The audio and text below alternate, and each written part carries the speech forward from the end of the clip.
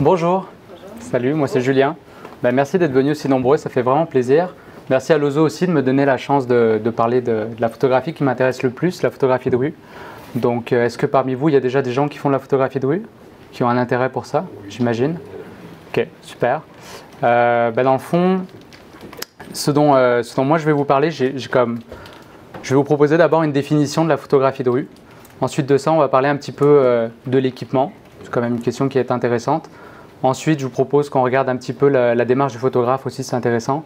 Et après ça, je vais vous montrer quelques photos. Je vais vous montrer mon évolution photographique sur les 2 dernières années, puis voir un petit peu comment j'ai cheminé là-dedans.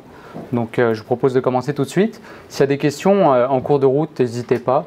Sinon, après, de toute manière, on va vraiment prendre le temps d'y répondre. Donc, pour me présenter aussi rapidement, dans le fond, dans mon ancienne vie, j'étais ingénieur en France. Puis, j'ai décidé de me challenger, puis de changer ma vie à un moment donné. Donc, je suis venu m'installer ici. Et j'avais un intérêt pour la photographie qui a grandi tranquillement, pas vite. Puis, à un moment donné, j'ai compris que c'était vraiment la photographie de rue que je voulais faire. Donc, je travaille à Lozo depuis 2 ans et quelques. Puis parallèlement à ça, avec un ami, on a cofondé un collectif photographique pour les photographes de rue. Ça s'appelle Le Workshop. Donc voilà, on a en passant un blog qui donne beaucoup d'informations à ce sujet-là. Donc si vous êtes curieux, que vous voulez avoir des informations, des choses comme ça peut être un bon moyen. Sinon, je suis sur le plancher au grand public, fait que si vous avez des questions, ça fera toujours plaisir de répondre. N'hésitez pas à venir me voir à n'importe quel moment. Mon slide est très chargé, c'est pas obligé de le lire. Globalement, la première partie, je suis parti de Wikipédia, la source ultime. Je me suis dit, comment Wikipédia définit la photographie de rue? Je trouvais ça intéressant. Donc, il précise bien que c'est une branche de la photographie dans laquelle le sujet principal est toujours l'humain. Il y a toujours une présence humaine d'une certaine façon. Et ça se passe généralement dans des lieux publics. Il y a aussi la notion de spontanéité beaucoup dans la photographie de rue, d'accord? Comme si la mise en scène pouvait pas avoir lieu dans la photographie de rue pure. Là-dessus, je suis moyennement d'accord. Je pense que Robert Doisneau était l'un des premiers à mettre en scène ses photos. Puis pour moi, il y a vraiment une valeur de photographie de rue dans son travail. Donc là-dessus, chacun va se faire sa propre définition. La deuxième petite ligne, un concept aux limites imprécises, c'est ça. Personne n'est d'accord vraiment sur la définition de la photographie de rue. C'est important de vous faire votre propre définition. Mais ce qui est certain, c'est que ça regroupe plusieurs types de photographie. Donc il y a la photographie documentaire, la photographie sociale et un peu de photojournalisme, reportage. Le dernier paragraphe, c'est ma définition personnelle. Donc, qu'elle soit critique ou humoristique, la photographie de rue, elle porte un message social. Pour moi, elle témoigne du progrès et elle dénonce les injustices sociales. Et plus important encore, et ça c'est vraiment personnel, je pense qu'elle rapproche les gens entre eux. J'ai mis une citation, j'aime beaucoup les citations dans la vie, puis j'aime bien illustrer à la fin de chaque partie une citation que j'aime bien. Bruce Gilden a défini la photographie de rue de cette façon-là, en disant « Si vous pouvez sentir la rue en regardant les images, c'est que c'est une photographie de rue. » Et que quand je regarde mes images, j'essaye de voir si effectivement je peux m'imaginer, je peux revivre un petit peu le contexte. La démarche du photographe, moi je mets beaucoup d'importance là-dessus. Je pense que c'est plus important encore que la technique ou que le résultat final, c'est quelle démarche vous avez en tant qu'artiste finalement. Ma démarche personnelle, c'est vraiment, la photographie pour moi, je dirais que c'est un prétexte pour aller à la rencontre des gens. C'est un peu comme un passeport. Nombre de fois, je me suis retrouvé dans des situations avec des gens comme vraiment intéressants quand j'étais ou à Montréal ou en voyage. Puis je me suis souvent dit, si j'avais pas eu ma petite caméra avec moi, ça m'aurait pas ouvert ces portes-là. J'aurais pas vécu ces expériences humaines-là. Donc pour moi, c'est d'abord pour ça que je fais de la photographie de rue. Ensuite de ça, moi j'essaie d'avoir une vision optimiste des choses. Je pense qu'on a besoin de ça aujourd'hui. Il y a une citation qui m'inspire beaucoup qui dit c'est la beauté qui sauvera le monde. C'est Dostoïevski qui avait dit ça dans un livre. Moi j'aime bien cette phrase-là. Je trouve que ça m'inspire. Je pense que c'est vraiment ça qui peut éventuellement changer les choses. Puis donc mon objectif en tant que photographe, c'est de révéler la beauté dans l'ordinaire. Il y en a un autre qui faisait ça très bien, c'était William Eggleston, qui photographiait des choses banales de l'ordinaire, pour ceux qui connaissent son travail, mais il sublimait à sa façon, c'est ça, ce normal du quotidien.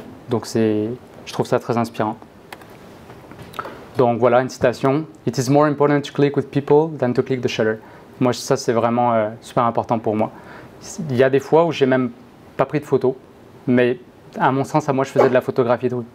Parce on tisse du lien social. C'est aussi ça pour moi la photographie de rue. La meilleure caméra. Alors voilà, moi c'est pour ça que j'adore la photographie de rue, c'est que c'est la photographie la moins élitiste qui existe. Okay, on n'a pas besoin nécessairement d'avoir des milliers de dollars à investir dans de l'équipement pour faire de la photographie de rue. En fait, vous avez tous un téléphone, j'imagine, vous pouvez faire de la photographie de rue avec ça. Donc il n'y a aucune excuse pour ne pas faire de la photographie de rue. Bien sûr, il y a des caméras qui sont peut-être plus adaptées, mais l'important, c'est comme je disais, c'est d'avoir une démarche. Et c'est de capitaliser sur les forces de chaque outil. Un téléphone, l'avantage, c'est que justement, ça ne paye pas de mine. Les gens vont vous regarder comme... Ils ne vont pas nécessairement vous prendre au sérieux. C'est une bonne chose. Ça vous permet de prendre des photos peut-être plus candides.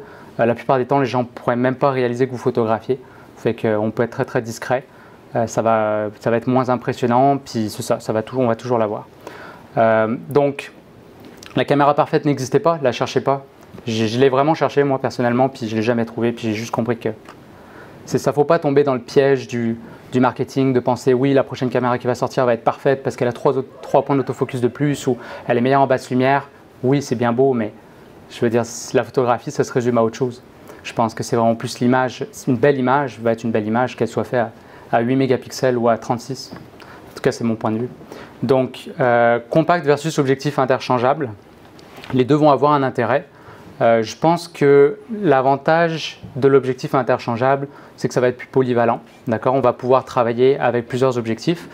En photographie de rue, généralement, je vais passer tout de suite à la ligne d'en dessus, zoom versus objectif fixe. Généralement, on va travailler avec des objectifs fixes. Pourquoi? Le zoom va vous donner une versatilité. Ça va être le fun, vous allez pouvoir faire plein d'affaires, mais au final, c'est qu'il y a trop d'options. Fait qu'au final, on ne sait plus vraiment ce qu'on veut faire, puis on ne définit pas nécessairement une signature visuelle. L'avantage de l'objectif fixe, c'est que déjà, il est généralement moins cher, plus petit, plus compact, plus discret, plus lumineux. Et en plus de ça, il va vous astreindre à travailler avec une certaine vision. Donc généralement, on va travailler avec des objectifs proches de la vision humaine, 35 mm, 50 mm ou 28. C'est les 3 distances focales les plus utilisées en photographie de rue. Je vous dirais que 80% des photographes de rue vont travailler à 35. Si on regarde Henri Cartier-Bresson, lui travaille à 50, toute sa vie avec une 50 mm. Il y en a un qui a travaillé à 28, qui a été vraiment l'un des seuls à travailler toute sa vie à 28, c'était Winogrand. Winogrand travaillait à 28. On ne va pas avoir exactement le même genre de shot. Je dirais que la 50 est plus intimiste comme distance focale. La 35, moi personnellement, c'est ma distance focale, je la trouve vraiment parfaite, c'est le compromis idéal. Puis 28, ça va être plus pour des photos de groupe. Donc vraiment, si on veut montrer l'effervescence de la rue, on s'imagine dans une rue bondée de monde, la 28 va être super intéressante. Plus vous allez être large, plus vous allez devoir sortir de votre zone de confort, puis vous approcher des gens. C'est ça aussi qui est important. Fait quand on commence, qu'on a peut-être un peu plus de gêne, un peu plus de timidité, la 50 peut être un bon premier pas.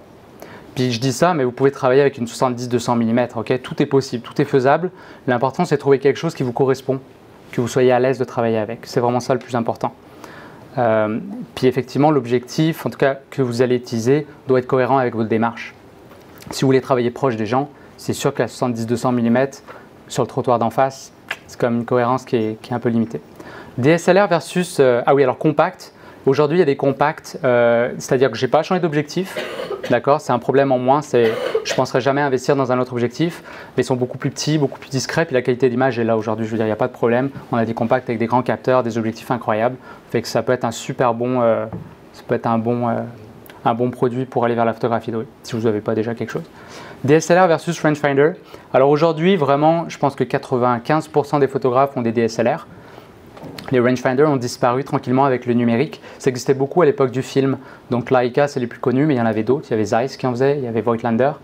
L'avantage du rangefinder, personnellement, moi j'aime beaucoup, c'est que, alors vous ne voyez pas au travers de votre objectif. Vous avez une visée qui est un petit peu décalée. Fait que si vous voulez un petit peu moins précise, par contre l'avantage, c'est que vous allez avoir donc dans votre viseur ce qu'on appelle un frame line. Fait que vous avez comme un rectangle. Ce qu'il y a dans le rectangle, c'est ce qu'il y a dans votre photo, mais vous voyez ce qu'il y a en dehors de votre photo. Fait que vous voyez mieux les sujets qui rentrent et qui sortent de votre image. Fait qu'au niveau de la composition, ça aide beaucoup en photographie de rue. Le DSLR, vous voyez juste qu'est-ce qu'il y a dans votre image. En plus de ça, ça crée souvent ce qu'on appelle l'effet tunnel. C'est que plus que vous visualisez aussi votre profondeur de champ, toute votre attention va être portée sur le sujet sur lequel vous faites la mise au point. Et là, le background, l'arrière-plan, finalement, on l'oublie un petit peu. Et ça c'est assez dramatique en photographie de rue. Le background est super important. Avec un rangefinder, c'est comme regarder au travers d'une lunette. C'est comme si vous voyiez avec une profondeur de champ maximum. Donc à ce moment-là, vous n'avez pas le choix de faire attention à l'arrière-plan. Puis vous devez faire appel à votre imagination pour dire si je shoot à f2 par exemple, pour avoir une profondeur de champ très courte, je vais devoir l'imaginer dans ma tête. Le viseur ne va pas me le montrer. Donc vous voyez, je trouve qu'on travaille un peu plus, on s'implique un peu plus dans ces images. Donc en tout cas c'est une différence. Numérique versus film, c'est sûr que le numérique aujourd'hui, je veux dire, on travaille tous au numérique, c'est moins cher. Quoique c'est discutable, ça dépend si on rachète une caméra tous les 2 ans, c'est pas nécessairement moins cher. Mais le film, je travaille avec les deux personnellement, mais j'aime beaucoup le film pour l'expérience photographique, d'accord? Juste le fait de dire on a 36 poses dans sa caméra, on n'a pas nécessairement besoin de 4 batteries parce que je vais en manquer. J'ai une caméra sans pose mètre, fait qu'on apprend à regarder la lumière, on apprend à la mesurer. Il y a des règles techniques, je vais en parler un tout petit peu après, qu'il faut utiliser, ça aide beaucoup à progresser. Mais on n'est pas obligé nécessairement de shooter en film, mais même si vous êtes en numérique, essayez de vous donner cette contrainte-là, de dire aujourd'hui je vais prendre juste 10 photos. Et c'est super intéressant, c'est le genre de limitation créative, ça va vous appeler à être plus impliqué dans vos photographies, à plus vous concentrer, puis ça va, dès que vous sortez de votre zone de confort, c'est là qu'on fait nos plus belles images. Versus quelqu'un qui va marcher, qui va faire 400 photos dans la journée, déjà vous avez moins d'attachement à vos images, il y en a 400, ça va finir dans un disque dur, donc c'est un petit peu ça. Mes recommandations, si j'en ai, moi la caméra que je trouve meilleur rapport qualité-prix, c'est la Fujifilm X100T. Alors Fujifilm est vraiment une compagnie qui est, en fait on dit que c'est Poor Man Leica, donc c'est vraiment, ils ont repris la philosophie, l'essence même des Leica. Donc on a un côté très manuel de ces caméras-là, on voit exactement nos paramètres, ouverture, vitesse, on ne passe pas par des modes. Il y a un viseur optique, rangefinder, justement, dont je parlais, et il y a un viseur électronique, fait que c'est le meilleur des mondes. Puis c'est un objectif fixe, 35 mm, donc idéal. On ne peut pas changer de zoom d'objectif sur celui-là. Si vous vouliez la même chose avec possibilité de changer d'objectif, il y a la X Pro 2. Sinon, 2 options que j'aime bien, c'est les petits compacts, c'est la Ricoh GR, pour ceux qui la connaissent, ou la Fuji X70. Ça, c'est des caméras de poche, il n'y a pas de viseur, mais c'est le même capteur qu'une X100T ou une X Pro 2. Donc c'est comme un capteur de réflexe APS-C, une excellente qualité d'image. Les deux vont avoir un 28 mm par exemple, donc un petit peu plus large. Mais c'est vraiment, ça rentre dans une poche. Vous pouvez sortir ça n'importe quand. Vous allez travailler avec cette caméra comme vous travailleriez avec un téléphone, et vous allez avoir une qualité qui va être extraordinaire. Donc ça, ce seraient mes recommandations, mais encore une fois, tout est possible. Puis probablement que vous avez déjà une caméra qui ferait la job. Mais pour quelqu'un qui partirait de zéro, qui serait intéressé pour acheter une caméra et qui veut s'investir en photographie de rue, ça peut être une belle recommandation. En passant, je pense aussi, là, encore une fois, c'est personnel, ça n'engage que moi, mais je pense qu'on est toujours mieux d'investir dans une expérience photographique plutôt que dans un nouvel objectif. Donc, imprimez vos photos, sortez-les de vos disques durs, achetez des bons livres, gardez du budget pour voyager, faire des photographies de rue. Ça, c'est le genre d'activité qui va vous rapprocher de votre passion beaucoup plus que d'acheter un nouvel objectif. Souvent, la vie va, puis on laisse un peu la caméra traîner, puis on a comme envie de se rebooster notre motivation, puis on pense que d'acheter une nouvelle caméra va nous aider. C'est un petit peu un leurre. Ça va marcher 2 jours, 4 jours, une semaine. Versus si vous investissez ce même budget dans, ok, on va aller à New York 3 jours, on va aller faire de la photographie de rue, ou même à Montréal, sortir dans son propre quartier, puis essayer d'avoir un regard neuf. Ça, c'est vraiment, c'est priceless en photographie de rue, ça va vraiment vous permettre de devenir des meilleurs photographes, je pense. Donc, une citation que je trouve assez drôle. Je vous laisse la lire. Ok, on va parler un tout petit peu réglage. Comme je dis souvent, oui, la technique est importante. Ok, puis chacun travaille de la façon qu'il entend. Ok, je ne suis pas là pour dire il y a une façon de travailler, au contraire. Là encore, expérimentez. À un moment donné, vous allez trouver une façon de travailler qui va vous correspondre, dans laquelle vous serez efficace. D'accord ? Pour moi, le maître mot, c'est efficacité en photographie de rue. On n'a pas le temps. Pour moi, je dirais le processus habituel, c'est quoi? On se balade, on a notre caméra sur l'épaule, on voit une scène intéressante. Ah, parfait, on va la photographier. On prend notre caméra, on la règle, on prend la photo. Trop tard, le cliché est passé. Moi, je propose toujours une alternative, c'est-à-dire commencez à l'inverse. Commencez par régler votre caméra. Vous sortez de chez vous, ok, aujourd'hui il n'y a pas de nuages, c'est ensoleillé, parfait. Je vais régler ma caméra de telle façon. Je veux des images avec une certaine profondeur de champ, parfait. Je règle ça. Une fois que c'est fait, vous n'y pensez plus. Vous n'avez plus qu'une chose à faire, vous voyez quelque chose, vous visez, composez et vous déclenchez. Et c'est terminé. Et ça devrait être ça. Toute votre attention devrait être sur le sujet, sur l'interaction avec les gens. C'est ça qui fait la différence dans votre photographie. Toute l'énergie que vous mettez dans la technique, elle vous éloigne de ça. Entre votre image et vous voulez qu'il y ait le moins de techniques possible. Là encore, c'est mon avis personnel. Vous avez le droit de ne pas être d'accord nécessairement. Donc réglage, ouverture, vitesse, ISO, c'est tout ce que vous avez besoin de savoir.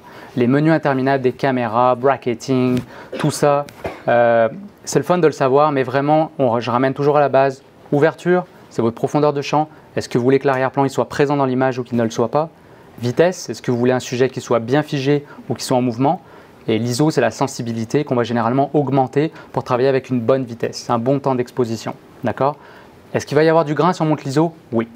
Est-ce que c'est grave? Non. Une image avec du grain mais qui est réussie, ça reste une image réussie. D'accord? Fait que essayez de sortir un petit peu du carcan. Souvent, l'approche traditionnelle, on disait ah non, mon Dieu, monte pas au-dessus de 400 ISO, il va y avoir du bruit, travaille pas au-dessus de f16, tu vas avoir de la diffraction. De mon point de vue, c'est secondaire. On va pas le faire par exprès, je ne veux pas shooter à 8000 ISO pour le fun, mais je pense que c'est vraiment secondaire.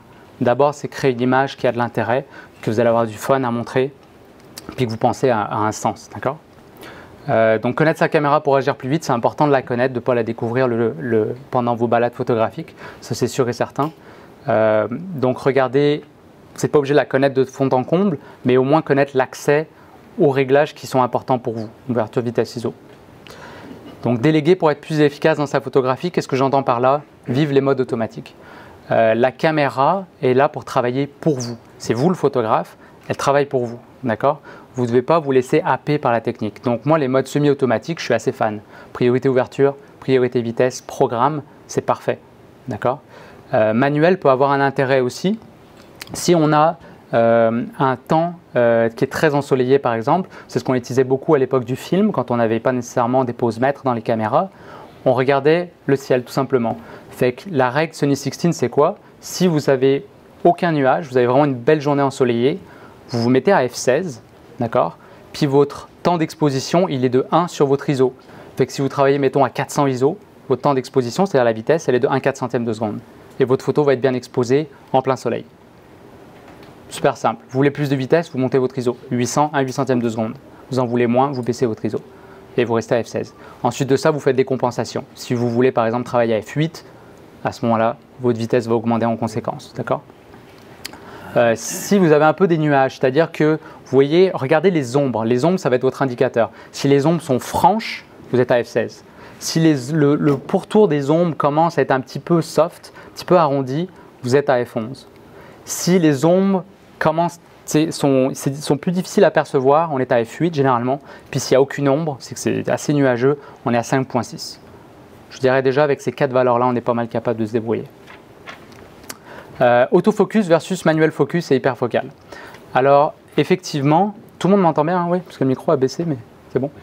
L'autofocus, oui, aujourd'hui les gens veulent acheter des caméras pour avoir des autofocus plus performants, etc. En photographie de rue, il n'y a jamais aucun autofocus qui sera plus rapide que l'hyperfocal. Qu'est-ce que j'entends par là? En fait, en focus, généralement, qu'est-ce qu'on va faire? C'est que quand on porte le viseur à notre œil, à ce moment-là, on prend la chance d'être vu par les personnes qu'on photographie. Et donc, que la scène qui nous avait attiré au premier abord change. Donc, pour éviter ça, on va évaluer les distances entre nous et le sujet. D'accord? Donc, si par exemple, mon sujet est à 5 mètres, en manuel focus, je vais pouvoir, donc ça c'est pratique sur les objectifs où on va avoir la graduation, on va avoir les distances, fait qu'on peut juste regarder notre caméra, mettre 5 mètres, lever, déclencher et voilà. Au moment où je déclenche, il n'y a pas de temps. D'accord? Sauf qu'un autofocus très rapide, ce temps-là va être court, ça va être une demi-seconde, mais des fois en photographie de rue, ça fait une différence.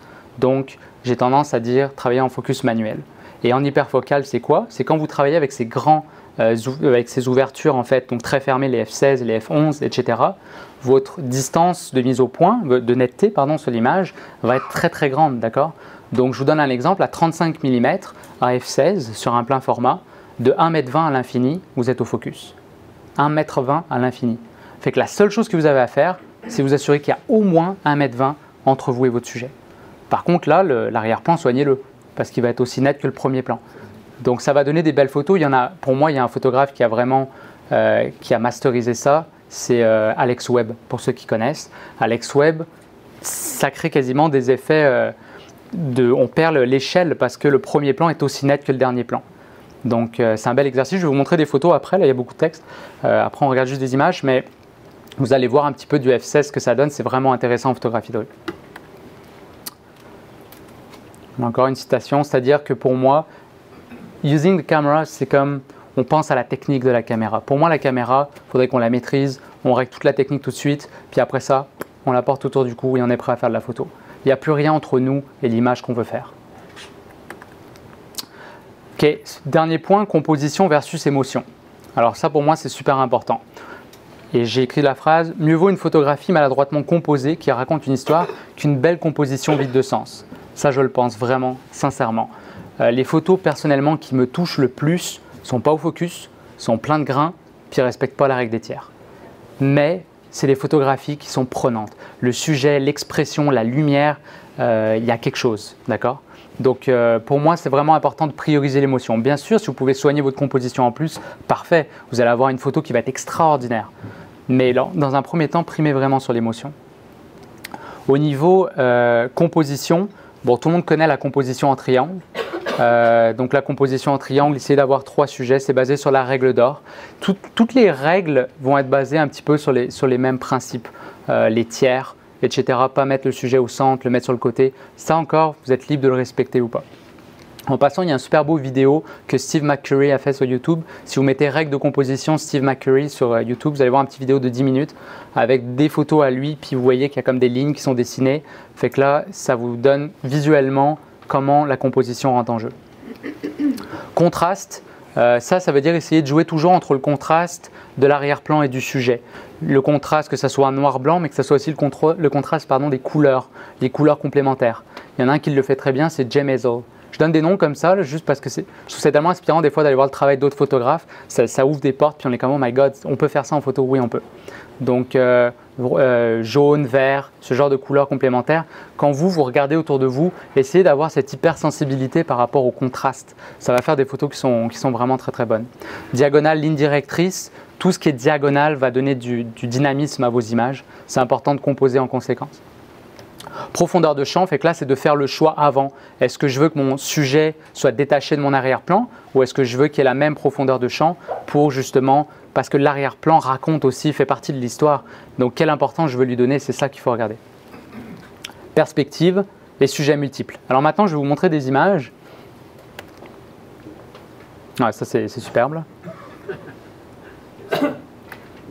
Je vais vous montrer des images qui vont illustrer un petit peu toutes ces règles de composition dont je parle. Et ça, c'est des photos que j'ai fait il y a 2 ans. Donc, ma photo, au début, ça ressemblait à ça. Je travaillais à ce moment-là à 85 mm parce que ça donne une belle distance entre le sujet et nous. Fait que, mettons, pour faire un gros plan de vous, monsieur, je serai à peu près à cette distance-là. Et surtout, comme beaucoup de gens, j'aimais le bokeh. J'aimais l'arrière-plan qui soit flou, je trouvais ça magnifique.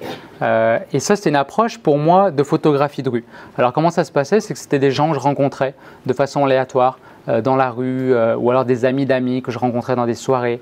En fait, lui, c'est un client de l'Ozo. Je l'ai servi, puis je l'avais trouvé vraiment intéressant avec son visage. Je lui avais demandé si on pouvait se rencontrer. Donc lui vient de Montréal-Nord, je ne connaissais pas du tout ce quartier, puis j'avais envie de le découvrir au travers de ses yeux à lui. Fait que là, c'était une approche un petit peu plus, je dirais, quasiment documentaire.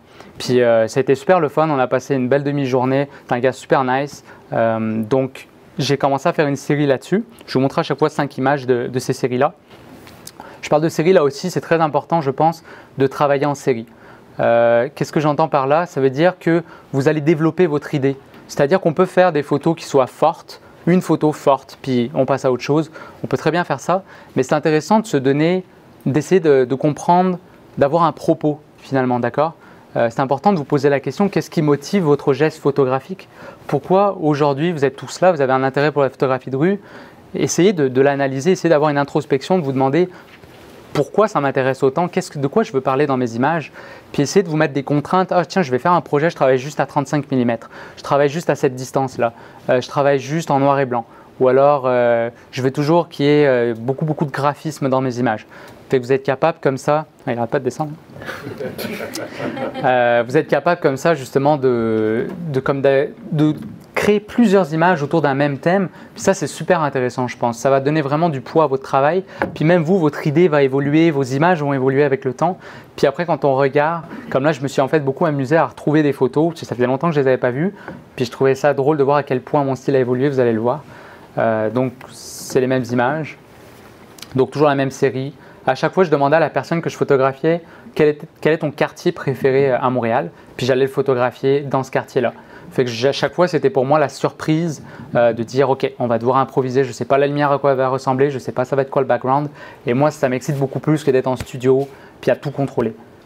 Mais c'est personnel, c'est ça. Tout en lumière naturelle en passant. Et tout à 1.2. Je m'étais vraiment mis cette exigence technique de travailler à 1.2. Puis là, sur cette photo-là, j'avais découvert quelque chose de fun, c'est que je pouvais reculer puis commencer à intégrer des éléments du décor qui commencent là à raconter une histoire. Fait que là, on voit, il y a des peintures, il y a comme quelque chose pour poser un tableau. Fait que là, on peut s'imaginer que c'est un artiste. Fait que là, il y a eu comme tout… dans ma tête, ça a commencé à évoluer tranquillement, de me dire, mais l'arrière-plan est quand même intéressant. Ensuite de ça… Avant de développer une grosse passion pour la photographie de rue, moi c'était le voyage qui me faisait triper. Donc en fait quand j'ai quitté mon métier d'ingénieur, je suis parti pendant 2 ans en voyage partout en Amérique du Nord puis en Europe. Puis depuis que j'avais repris parce que j'ai repris mes études en photographie, etc., j'étais jamais reparti en voyage. Puis ça a été mon premier voyage où vraiment je suis parti dans cette optique-là de faire juste de la photo tout seul. Donc j'étais allé à Cuba. C'est ça. Là, j'ai travaillé à 35 mm. Fait que là, je commençais à utiliser des distances focales de rue. Et donc là, j'essayais plus de composer avec l'arrière-plan. Je vous montre un peu ces images-là. C'était juste avant la fin de l'embargo.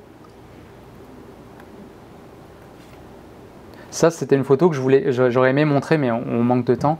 C'est que ce qu'on appelle le contact sheet, c'est toutes les photos que j'ai faites. C'est-à-dire que cette photo-là, il ne faut pas avoir la naïveté de penser que c'est un clic. Hein. J'ai dû passer au moins 4 heures à ce coin de rue-là, puis j'ai dû prendre presque 50 photos. J'étais en numérique, heureusement, à la pellicule, j'aurais passé 3-4 rouleaux faciles pour avoir cette shot-là.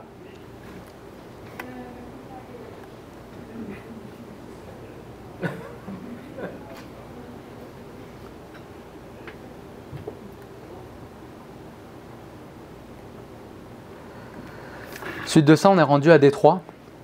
Donc, j'étais portraitiste aussi à un moment donné, c'est quelque chose qui m'intéressait beaucoup, donc photos de casting, des choses comme ça. Puis c'est là que tranquillement que j'ai évolué vers la photographie de rue en me disant mais ce qui m'intéresse finalement c'est plus le portrait de rue. Parce que la direction de modèle, je ne suis pas nécessairement à l'aise avec ça. Jessie, pour ceux qui étaient là avant, est incroyable pour ça. Moi, elle me fascine. Je suis incapable de faire ce qu'elle fait. Par contre, je suis assez bon pour en quelques secondes mettre quelqu'un à l'aise puis le photographier dans la rue où je l'ai croisé par exemple. Donc ça c'est fait à 35 mm, mais là on voit que j'étais encore pas super à l'aise avec l'arrière-plan, fait qu'il était un peu flou, je travaillais à 1.4. Donc là je m'étais par contre mis une contrainte sur le cadrage, toujours un sujet central avec un regard direct vers la caméra et si possible une expression assez neutre, quoique celle-là me fait mentir. Elle n'arrivait pas à faire une straight face, c'est correct. Donc voilà. Donc là, vous voyez l'arrière-plan par rapport à son gilet. Ça, c'était, écoutez, il était assis en train de boire un café. Je me suis senti assez wild. Je suis allé le déranger, puis j'ai juste dit comme, ok, je veux te photographier. C'est comme parfait, vas-y. Je suis comme, non, pas ici. De l'autre côté de la rue, j'ai vu qu'il y avait un mur peint. Ça t'ennuie-tu de laisser ton café ici? Tu reviendras tantôt. En passant, quelque chose que, en fait, c'est un de mes profs photos qui m'a dit ça un jour, puis je l'oublierai jamais. Il a dit si quelqu'un accepte que vous le photographiez, faites-lui regretter. D'accord? Ça, c'est quelque chose que, pensez-y, vous prenez toute l'énergie. Personnellement, je suis très timide en partant, hein. Donc ça doit se ressentir maintenant, j'imagine. Mais c'est que vous avez pris tout votre courage à 2 mains pour approcher la personne, pour lui dire hey, je veux faire ton portrait. Puis là, vous allez bâcler ça, faire juste une photo. Après, vous allez regretter, tu sais. Mais je l'ai fait, c'est clair, on le fait, on photographie, puis on est comme cool, super, merci beaucoup, bonne journée. Non, non, non. Maintenant, moi, ça passe 10 minutes, quoi. On va boire un café après. C'est vraiment comme discuter, prenez 5, 6, 10 images s'il faut, faites évoluer, montrez-lui les images. Les premières photos, il va falloir briser la glace. C'est un peu comme une séance de portrait, mais super raccourci en quelques minutes, quelques secondes des fois. Donc, n'hésitez pas à shooter, prenez votre temps. Puis si la personne a dit, bon regarde, il faut vraiment que j'y aille, bon laissez-la partir quand même là, tu sais. Mais non mais c'est drôle, c'était justement le gars avec qui on fait le workshop, il donnait l'exemple dans une balade justement à des gens qui prenaient une formation avec nous, puis il y a quelqu'un qui allait à l'opéra, puis il était en retard, il avait déjà 15 minutes, là, ça avait commencé quasiment. Puis je pense qu'ils ont passé 20 minutes à faire de la photo, c'était hallucinant, moi je me sentais mal pour le gars. Mais ça prouvait bien le point. Finalement, la personne a eu beaucoup de plaisir. Puis mon ami lui a envoyé les photos. Puis il était super content. Il a répondu hey, merci. C'était le fun. C'était une belle expérience. Je m'y attendais pas. Donc c'est ça. Aussi, puisque je parle de ça, c'est mettez-vous. Ça, c'est quelque chose que j'ai appris de la vente et du conseil. C'est mettez-vous pas dans les baskets de la personne. Vous ne savez pas c'est quoi. Je me rappelle quand j'ai commencé ici, puis là il y a mes boss qui sont là qui m'entendent, mais quand je commençais, moi j'étais un étudiant, j'avais un budget étudiant, puis j'essayais toujours de faire sauver de l'argent au monde, puis je me sentais pas à l'aise de proposer des caméras comme au-dessus de 1000 $, mettons. Fait que ça allait pas bien mes affaires. Puis je veux dire, il y a des gens qui avaient besoin de caméras qui valaient plus cher que ça. Fait qu'après ça, j'ai compris, non mais attends, il y a moi, il y a qui je suis, puis il y a les gens. Et chacun est assez grand pour savoir ce qu'il veut. En photographie de rue, c'est un peu pareil. Si vous êtes gêné, ça se peut que la personne en face de vous ne le soit pas du tout. Fait que ne faites pas cette présupposition-là. Parlez, allez-y, puis adaptez-vous à cette personne-là en question. C'est important, je pense, d'avoir beaucoup d'empathie. Vous allez voir qu'il y a des gens qui sont directs, pas de temps à perdre, parfait. Moi, je vais dire, mets-toi là, excellent, super, tac, tac, tac, c'est fait. Quelqu'un qui va être plus discret, qui va être plus timide, je ne vais pas y aller tout de suite, je vais être capable de m'adapter par rapport à ça. C'est la communication, finalement. Là, on passe un projet, là un petit peu plus photojournalisme. Donc là c'est le journal Métro qui m'avait approché pour faire une série dans le métro. L'idée c'était de faire, ça s'appelait Les Visages du métro, ça n'existe plus malheureusement comme projet. Mais on a fait ça pendant 14 semaines, c'était vraiment le fun, c'était un portrait par semaine.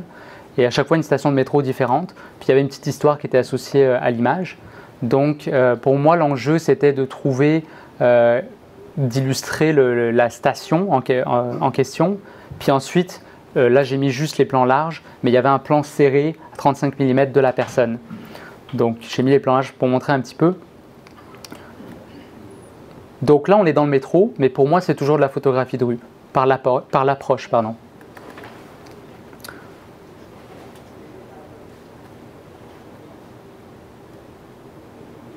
Jouer avec les lignes, les diagonales. Généralement, ce que je faisais, c'est que je repérais déjà mon cadrage. Je me disais, c'est exactement ça que je veux. Ensuite de ça, j'allais juste comme chiller dans la station 1 heure, 2 heures, 3 heures. Je me rappelle des fois, je suis resté plus que ça. Puis là, je voyais quelqu'un d'intéressant, j'allais l'approcher, puis je le positionnais dans ma photo telle que je l'avais vue. Souvent, j'avais même déjà pris la photo. C'était pratique. D'ailleurs, la X-Santé dont je parlais, tout ce projet-là, même si dans le métro, c'est pas très lumineux, j'ai tout fait avec la X-Santé sans flash. Pas de problème. Donc, je lui montrais, je disais, voilà, c'est une photo comme ça que je veux, puis toi, tu vas être positionné là. Est-ce que c'est OK pour toi ?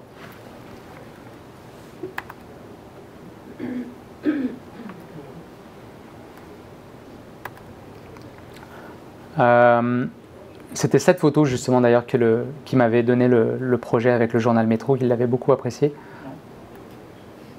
Donc là, ouais c'est ça. Là, je vais vous montrer un travail un petit peu plus récent entre guillemets. Là, vous voyez tranquillement que la profondeur de champ, il y en a beaucoup plus. On a f16. Là, c'est mélangé film et numérique. Donc là-dessus, je pense qu'on voit bien un petit peu le style que j'essaye d'avoir, un peu. On dit souvent lifestyle, mais c'est le côté un peu optimiste, le côté naturel. En tout cas, je vous laisse regarder les photos, puis c'est des choses qui me viennent. Là, on voit bien les perspectives dont je parlais tout à l'heure. Ça, c'est à côté au métro Beaubien.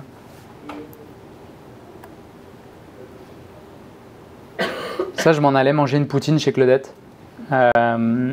Puis, en fait, la fille qui est dans l'ombre de l'arbre faisait un photoshoot avec la fille.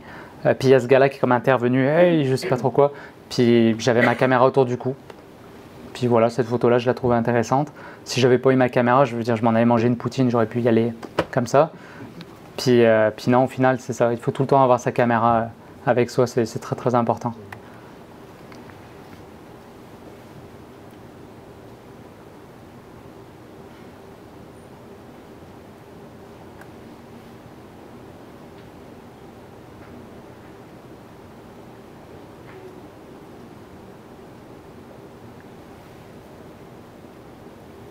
Jouer avec les ombres, ça c'est assez gagnant aussi en photographie de rue. Finalement, essayez de mettre les conditions, les conditions d'ensoleillement à votre avantage à vous.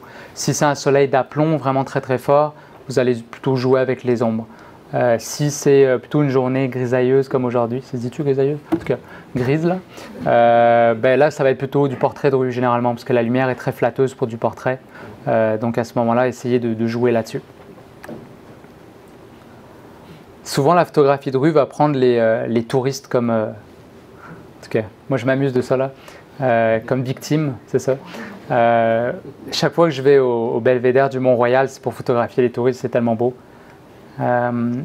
C'est là que je disais que la photographie de rue, elle dénonce aussi un petit peu le progrès technique, les habitudes, les choses comme ça. Et ça d'ailleurs, cette photo-là, ça me rappelle toujours, la photographie de rue en passant, c'est assez, je ne sais pas s'il y en a qui se posent la question ou quoi, mais au Québec, c'est assez tabou, entre guillemets, là, c'est compliqué de faire de la photographie de rue. Vous savez qu'il y a un photographe qui a eu un procès dans l'histoire de la photographie, puis c'est un Québécois, Gilbert Duclos. Donc, il y a beaucoup, ce qu'on me dit tout le temps, c'est comme, ok, mais tu fais-tu signer des releases aux gens que tu photographies? C'est quoi ton approche avec ces gens-là? Est-ce que tu as peur et tout? Moi, j'ai décidé d'assumer ce que je faisais. Je pense que le plus important, c'est d'être ok avec ce que vous faites. Et au début, j'avais un taux quand je photographiais les gens dans la rue. Donc, comme je vous dis, je ne suis pas du genre à photographier puis à partir en courant. Vous pouvez faire ça, c'est correct. Mais c'est pas ce que je fais. Moi, généralement, je vais photographier puis après ça, je vais me présenter. Hey, salut. Parce que comme je disais, pour moi, le contact humain est tout aussi important que la photo que je prends. Et là-dessus, j'ai perdu mon point, c'est que finalement, oui c'est ça, aujourd'hui c'est assez difficile, les gens sont tout le temps hey, « tu prends mon image, mais pourquoi tu fais ça, qu'est-ce que tu vas en faire ?» Puis quand j'étais pas super à l'aise avec ce que je faisais, je me sentais mal, tu sais, je me suis dit qu'est-ce que je fais, non, pourquoi je prends sa photo, puis c'est vrai, je vais mettre ça sur Facebook. Non, je vendais pas les photos, mais je me sentais mal pareil, tu sais, c'est ce qu'on appelle le syndrome de l'imposteur. Puis c'est important de vous dire, mais pourquoi vous faites ça? C'est pour ça que le questionnement, la démarche photographique, super importante. Puis une fois que j'avais répondu à ces questions-là, moi je fais ma job, je suis photographe de rue, c'est mon métier. Fait qu'est-ce que je fais, c'est que je documente notre ville, je documente notre société. Et ça, je pense que c'est super important de le faire. Puis s'il n'y a plus de photographes de rue, dans 50 ans, les gens, c'est quoi la trace photographique qu'on va laisser de notre époque? Des selfies sur Facebook? Les gens sont super à l'aise de se photographier puis de mettre ça sur les réseaux sociaux. Leur image ne leur appartient plus. Mais la grosse contradiction, c'est que s'il y a un photographe avec une démarche artistique qui les approche dans la rue, ils vont être offusqués que je prenne leurs photos ou que vous preniez leurs photos. Fait que là-dessus, je vous dirais, vous avez le droit de prendre n'importe quelle image. C'est effectivement, ce que vous disiez tout à l'heure, vous n'avez pas le droit, ça peut pas être... Vous ne pouvez pas vendre, vous ne pouvez pas faire de l'argent avec cette photo-là, c'est clair et net. Mais si c'est dans le cadre d'une démarche artistique, vous avez le droit de la prendre. Vous avez le droit. Il y a des avocats qui ont statué là-dessus. Hein? Absolument. Si tu es dans un lieu public, tu es vu publiquement, tu as le droit de faire une photo. Mais absolument. Tu ne peux pas vendre la photo. Là. Exact. Mais c'est au Québec seulement. À l'extérieur du Québec. À New York, tu peux faire ce que tu veux. Ouais. Même en Ontario, je reviens de Toronto, c'est tellement facile, les gens sont le fun, puis c'est pas compliqué. Le Québec, c'est difficile et la France, c'est difficile. Je sais pas, ça doit avoir un rapport avec la francophonie, mais on est très attaché à notre image. Mais c'est ça, c'est important, par exemple, d'instaurer un dialogue. C'est là que les gens, tu sais, puis Bruce Gilden, ce qu'il disait souvent, Bruce Gilden, c'est quelqu'un qui travaille souvent à 28 mm avec un flash. Il n'y a rien de moins discret dans la face du monde, ok? Et ce qu'il disait, c'est que moi, si quelqu'un me photographie à 28 mm, je vais le savoir qu'il m'a photographié. Ça me dérange moins que si je vois un dude de l'autre côté de la rue qui me photographie avec une 200 mm, avec un gros chapeau. Qu'est-ce que tu vas faire avec ces photos-là? Versus quelqu'un qui est dans ma face, il ne se cache pas, il est ok avec ce qu'il fait. Ça vient une question? Oui.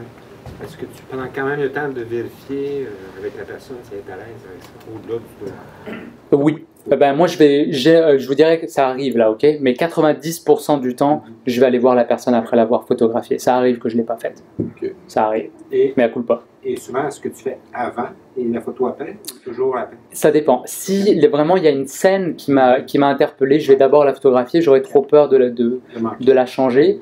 Et ensuite de ça, je vais me présenter. Puis au besoin, si la personne vraiment veut pas, je vais la supprimer la photo. Je vais dire, non, je suis pas. C'est pas grave, tu sais. Non, c'est ça. Je vais pas me battre. Puis j'ai pas le physique pour ça. Mais en même temps, je vais dire, moi, je propose toujours d'envoyer la photo, tu sais. Puis tu sais, je lui dis, tu sais, quand je fais du portrait, moi, je charge 200$ pour faire le portrait de quelqu'un. Je te l'ai fait gratuit, tu sais.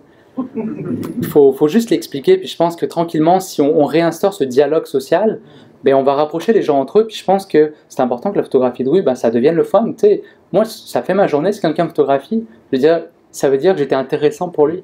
C'est nice, ça, il me semble. Parce que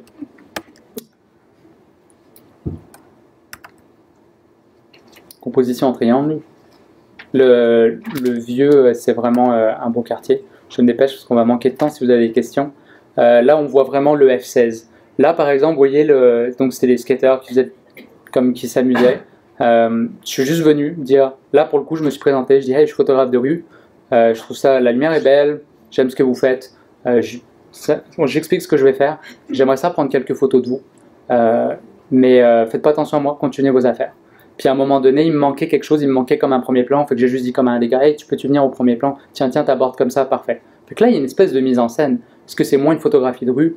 Pour moi, non, parce que j'ai quand même su garder l'essence de la scène qui m'avait interpellé. Puis si quelqu'un vous dit qu'est-ce que vous allez faire avec la photo, l'humour, c'est votre meilleur outil, comme souvent dans la vie. Hein. Souvent, moi, je dis, écoute, on fait la couverture du New York Times, là, tu comprends pas, là, c'est solide, là, comme photo. Puis là, les gens disent, ah, ouais, ok. Ça va sur Facebook, tu sais. J'ai une page Facebook, ouais. Toi aussi. Toronto, ça, justement, c'est les photos que j'ai développées la semaine dernière. Je vous ai mis du frais, là. En attendant le bus Greyhound. Ça, c'est du F16. Gros F16.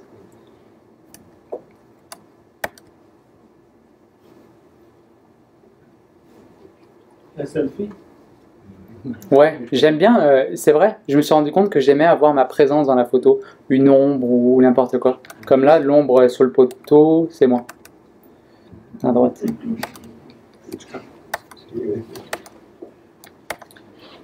Ouais, ça c'est le sujet multiple, typique. Donc on arrive à la conclusion, puis je pense qu'on est bien dans le temps. Donc pour moi, si vous avez un intérêt pour la photographie de rue, vous n'avez aucune bonne raison pour ne pas en faire, d'accord ? Je vous dis pas que vous avez, désolé, il va falloir que tu investisses 2000 piastres avant de te lancer là-dedans. Non. Vous pouvez sortir d'ici, puis quelle que soit la météo, vous avez déjà une caméra, un téléphone, un iPad, peu importe, pour faire de la photographie de rue. Faites-en votre outil. Composez avec ses limitations. Il faut arrêter de voir les limites comme... Les limites, c'est le fun. C'est ça qui fait qu'on va se dépasser, puis on va être plus créatif. Vous n'avez pas besoin de voyager non plus. Vous pouvez rester à Montréal, puis vous allez faire de la photographie de rue pareil. Puis... on est toujours l'exotique de quelqu'un d'autre. Pensez à ça aussi. Est-ce que j'ai besoin d'aller à New York pour faire des photos hot? Non. L'hiver à Montréal, là, c'est hot pour bien du monde. Là. Ils voient des photos, ils sont comme c'est des malades de vivre là-dedans. Mais oui, l'hiver s'en vient, c'est rough, il faut prendre des bons gants, mais ça vaut la peine. Il y a des photos, je veux dire, il n'y a que nous qui pouvons faire ces photos-là. Qu'est-ce que je pourrais vous dire d'autre? Important d'avoir une démarche, vraiment, c'est super important. Je dis ça, regarde, on peut faire des photos, puis j'ai pas toujours la pression à chaque clic, là, mais c'est au moins un dialogue que vous devez, vous devez vous poser cette question-là, vous devez en parler autour de vous, et puis c'est là que c'est important de lire des livres photos, d'aller à des expositions, de rencontrer d'autres photographes. Je trouve que c'est tellement stimulant, puis tout seul, on va nulle part. Hein. Comme, c'est quoi, encore une citation pour la route? Souvent on dit, tout seul, on voyage plus vite, à deux, on voyage plus loin. Moi, je trouve, si on fait une métaphore, dans notre voyage photographique, tout seul, oui, c'est sûr, vous allez comme... On n'a pas de compromis, on fait tout ce qu'on veut, mais vous allez pas aller très loin. Versus si vous demandez, confrontez, ça fait mal des fois de se faire critiquer ces photos, des fois c'est comme, c'est rough, mais prenez-le pareil, puis à la fin de la journée, gardez ce que vous voulez garder, dites, ok, ça c'est un bon conseil, puis ça, regarde, c'est correct, je fais ça, puis je vais pas le prendre celui-là, je vais le laisser passer. Puis c'est important, puis si vous pouvez faire profiter de votre regard à quelqu'un d'autre, ne vous gênez pas non plus, s'il est ouvert à la critique, c'est important de lui donner. Donc voilà, c'était pas mal tout pour moi.